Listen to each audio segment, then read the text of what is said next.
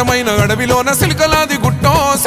గుట్టం గుట్ట మీద చెట్టు కింద నాగులోరి పుట్టం పుట్ట మీద పురుల మధ్య నిండు పాసి గుట్టు తల్లి సమ్మక్క సక్కనైన రూపాన నిండు ఏగు సుక్కై వెలుగుతున్నదంట కరువు కాటకాలతోని తల్లడిల్లె ప్రాంతమంతగమ్మని రాకతోటి కొత్త సిగురు తొడిగనంట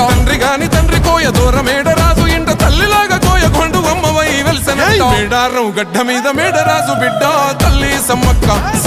కడుపు పంట